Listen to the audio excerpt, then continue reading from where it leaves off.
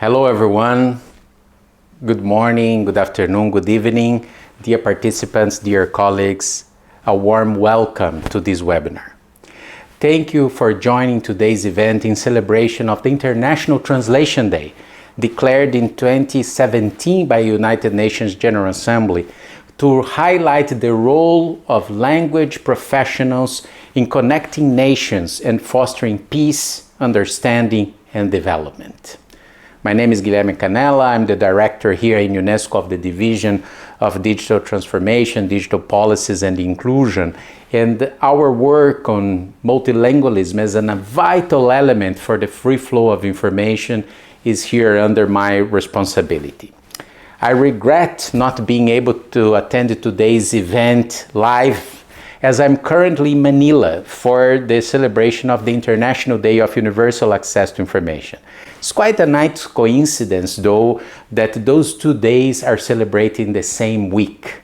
No need to explain to you that we can't have universal access to information if we don't properly address the issue of multilingualism and translation. So I'm very happy of this coincidence and being able to co-celebrate these days here in Manila, but also with this webinar. This is the 4th consecutive year that UNESCO is collaborating with Translation Commons to celebrate this International Day, and we couldn't be more grateful for this opportunity. These days is an occasion to reflect on the crucial role of translation in addressing global communication challenges. So I could go deeper here in speaking of the challenges that we have and also opportunities, for example, with artificial intelligence and other technologies, or the challenges we are facing in having better public policies regarding multilingualism in general, and of course the collection with translation. Today, allow me, however, to turn our attention specifically to the issue of indigenous translation, recognizing its unique importance in ensuring that indigenous peoples can fully exercise their rights in their own languages. Translation plays a vital role in ensuring that indigenous language users can access, produce, and share knowledge in their own languages. It is not only a bridge between cultures, it is a tool for empowerment, inclusion, and self-determination. In many cases, translation is what allows indigenous peoples to fully participate in public life, access essential services, and assert their rights in both digital and non-digital spaces. The International Decade of Indigenous Languages was launched in 2022 by the United Nations, and UNESCO has the privilege and the honor of being the lead agency in its coordination. Through this decade and UNESCO's work on multilingualism online, it has resulted in exciting initiatives.